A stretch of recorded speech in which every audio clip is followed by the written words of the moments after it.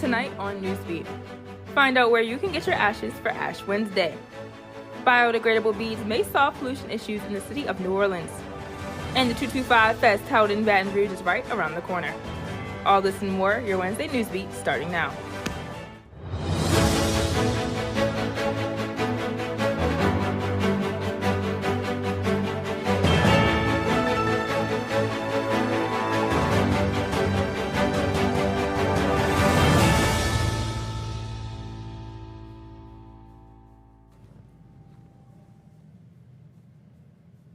Good evening and welcome to your Wednesday's Newsbeat. I'm Mila Fair. And I'm Cassidy Taylor. Thanks for tuning in. Today is Ash Wednesday, marking the first day of Lent. And if you still want to catch some ashes, it's not too late. Masses are being held today at churches across the capital area, with most churches offering services until 6 p.m. tonight. The ashes usually created by palm burning branches are from the previous year's Palm Sunday. The University United Methodist Church was in Free Speech Alley today at noon, marking students with ashes. Now, Cass, I don't know about you, but after Mardi Gras, I'm just as ready to get back into spring break. How about you? Any plans? For sure. I think I'm going to return home for this spring break, take it really slow, maybe hit the gym up because, you got to stay active. How about you? I think gym, but I'm not just doing active. I think the spring body, we need to stay teased, so we're going to go gym. And I've been looking into joining LSU's Run Club. Now, reporter Taylor Garcia takes a look about how students are building communities 1 mile at a time. They say the best conversations happen when you're moving. And for runners, that movement brings more than just smiles.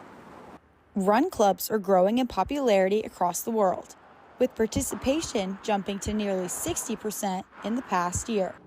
That trend is showing up right here in Baton Rouge, where clubs like On Go Run Club are giving students a way to meet people outside the classroom. So it's not your average run club, it's a social club. It's where people can get together, mingle, have fun. For some students, joining a run club can seem a little intimidating at first, but leaders say that once they show up, they find it really easy to stick around. Sometimes running seems a little intimidating, but when you see more and more people showing up to a club, it provides that comfort. Okay, I belong here, and then everybody ends up running, and you kind of get a groove going. What starts as a way to stay active turns into something way bigger. The miles are only a part of it. It's the shared drive that brings runners together. In this environment, it's a lot more meaningful because you have a shared value, whether it's working out or that you want to push yourself or you have goals to accomplish. At the beginning, we always stated what goal we wanted to work on for our after our New Year's resolution. And the club behind the scenes, we all have a shared goal of making the club better and bigger than just a run club. As more people search for meaningful connections, run clubs like On The Go are showing that sometimes friendships can start from a simple pair of running shoes. For Tiger TV, I'm Taylor Garcia. New members are always welcome at On The Go Run Club. Whether you're a pro or a newbie looking to run, check out their Instagram at On The Go for more information. Mardi Gras is a classic tradition here in Louisiana. However, it still faces a massive waste issue. According to Keep Louisiana Beautiful, the floats throw out about 2.5 million pieces of single-use plastics each year. These plastics often end up in wastelands or clogging pipe systems in Louisiana. A possible solution, biodegradable beads. A group of LSU students has come up with the idea to create these types of beads to eliminate waste. The Plant Me beads are made of 3D printing material and contain okra seeds, allowing the beads to be planted and for plants to grow. And how much are left on the side of the road and in trees and everything, I think it's a good idea for there to be some sort of way to benefit the environment and the areas around that are affected by the Mardi Gras beads. Plans for mass production of these beads during the 2027 season are in place, so when next year's floats roll around, be on the lookout for some of these beads to plant yourself. And don't go anywhere because after the break, reporter Shanti Jones takes us behind the scenes of one of New Orleans' most beloved uptown parades.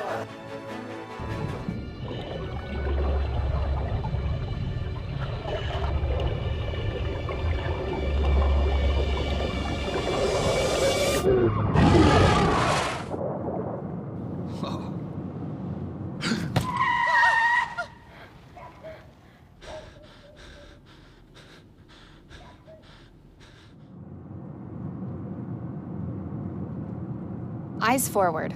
Don't drive distracted. Be right there.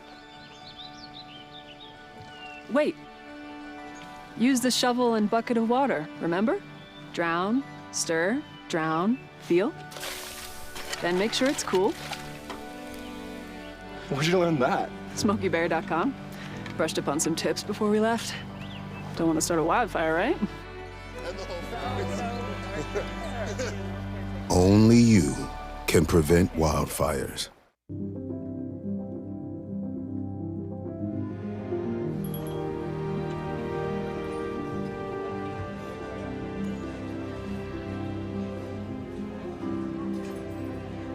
The freedom to live in safety.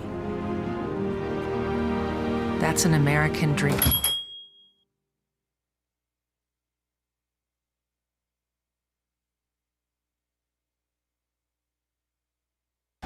There's nothing like celebrating a big play. But now, we're celebrating something bigger than sports. Love, you're mine. Love? You're mine. You're training your mind as much as you're training your body. For me, just stay grounded. Be with the people who make my mental health better and not worse. So when you see us hit this, it's a reminder to Love. you're mine.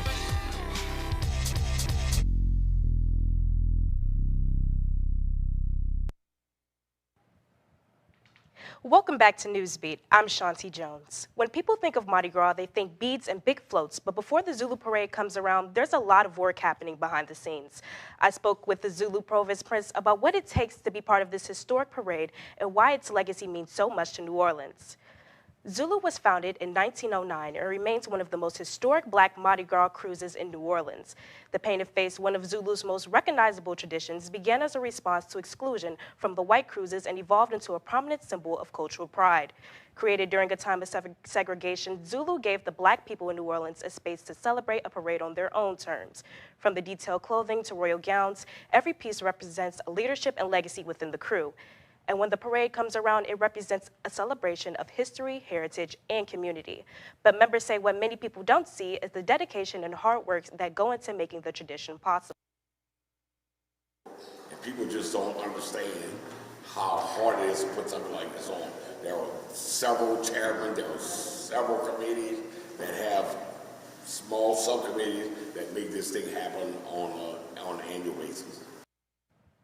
After more than 100 years, the Zulu Parade continues to honor its legacy to the fullest. If you missed the Zulu Parade this year, you'll have another chance to catch it again on Tuesday, 2027. Thanks, Shanti. And just like we're using old items for throws, a dedicated group of LSU students is building a bona fide race machine. Reporter Kai Hamilton has more on the story. These LSU students are preparing for the 24 Hours of Lemons, a national endurance race where cars can't cost more than $500. The challenge? Take a car most people would throw away and make it survive hours of racing. I'm actually one of the co-founders. Started it, I think 3 years ago now. Me and my friend Liam pretty much were sitting around and we're like, oh, this race is such a fun, such a cool thing. We want to do it. We don't have the money to do it. This is they call it the poor man's race. It started off just pretty much in our driveway. Now we have a spot on campus. Instead of restoring it to showroom condition, this is a Datsun 280Z. The team is stripping it down, rebuilding it just enough to run and preparing for the race. It's a $500 race that we have to be in budget for, which means that we have to be really, really creative with how we can fix stuff. I mean, I know for a fact that in the past I've used tin cans for gaskets, and we've absolutely can't just buy stuff to make it easier. It's not just about racing, it's about learning car mechanics, teamwork, and building community through hands-on engineering. This has had a huge impact on my life already. Kind of gave me the confidence to work on my own cars. My truck broke down, and it's given me the confidence to work on it, and now my truck is in pieces right now as I'm rebuilding it, and without this club, I wouldn't know what I need to do that. From busted bolts to duct tape fixes, this team is learning lessons you won't find in a textbook. Teamwork, problem solving, and the thrill of turning lemons into lemonade. I'm actually incredibly proud of this club and all the people here. We have so many people who have been going above and beyond, left and right, and some people came here knowing absolutely nothing to already being in charge of different projects. The lemon racing team embodies the thrill of turning lemons into lemonade, providing that with a little ingenuity and a lot of teamwork, $500 can become an incredible learning experience and a genuine race car. And next at 5, senior entertainment reporter Gracie Guillot tells us about a fun event coming up right here in Baton Rouge. Stay tuned.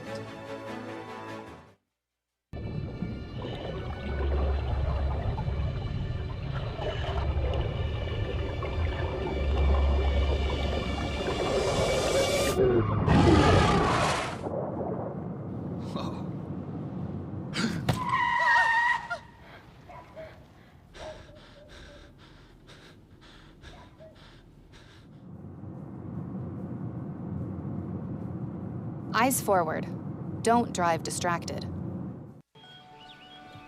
Be right there. Wait. Use the shovel and bucket of water, remember? Drown, stir, drown, feel. Then make sure it's cool. Where'd you learn that? SmokeyBear.com. Brushed up on some tips before we left. Don't want to start a wildfire, right? Only you can prevent wildfires.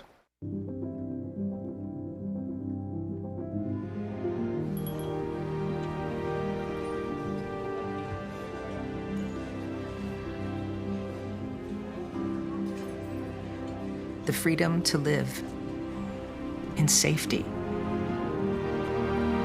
That's an American dream.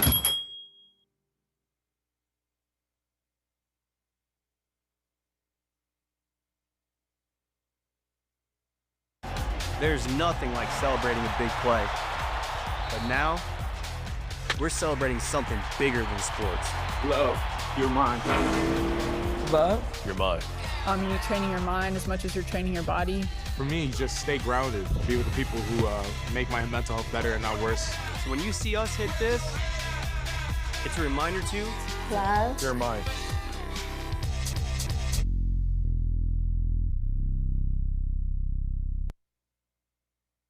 Welcome back to Newsbeat. I'm Gracie Guillot. 225 Fest will soon be back for its 4th consecutive year. This morning, I went out to downtown Baton Rouge where the festival actually takes place to find out what we can expect from the Capital Region's largest celebration. It may look like nothing behind me right now, but next weekend, this whole area of downtown Baton Rouge will be filled with food, music, and art, also known as 225 Fest. And today I'm actually joined with the founder of 225 Fest, Miss Myra Richardson. Thank you for joining me. It's hard to believe you're already going into your 4th year. Tell me what made you want to start this event in the first place. Honestly, as somebody who was born and raised here in this community, I think it's so easy for outsiders and people who visit or go to LSU or Southern University to see the beauty in our community. And I wanted our hometown, our residents, to have something beautiful to say about it. So this is like a love letter to our city. It's a celebration of all of the things we love, the memes, the culture, the food, the legacy. There's just so much rich history right here in Baton Rouge. And I don't think we do a good enough job of talking about it and celebrating it. Yeah. And I know people can expect a lot. You pull out a variety of different foods and music and arts. So kind of give a gist of what people can expect when they come. So this is a multi-generational experience. We have artists from every era. We have food from all walks of life. We have the tacos. We have your fried chicken. We have those red beans and rice that everybody loves. We have our snowballs. But most importantly, we have our art. We have our culture. And I think the most important part in Baton Rouge is not our oil and gas. It's not our resources. Not even our universities. It's the people. So that's the most important ingredient. Every year we show out with thousands and thousands of family. Right behind us, we have our main stage. We're going to have 3 stages of entertainment. So this is going to be a year you don't want to miss. And speaking of the people, this event really brings the Baton Rouge community together. What impact have you seen personally, not only for the city, but the culture and also the small businesses that are involved too? I think what you just said last was most important, those small businesses. We've seen businesses take this opportunity and open brick and mortars. We've had 7 different businesses in the last 4 years be with us from year 1, now have stores in the Mall of Louisiana on Government Street. In Zachary, we have one business, Empire Wings. They now have almost 6 locations. So this is real impact. And I think when we talk about those small businesses who are the backbone of our communities, I think that's where we really champion and create impact for our community. And you can join in on the fun from 12 to 6 on Saturday, February 28th. It is free to the public, and for more information, you can visit 225fest.com. Blast. Thanks, Gracie. Well, that's all the time we have tonight for tonight's Newsbeat. Until next time, I'm Mila Fair. And I'm Cassidy Taylor. Have a great night.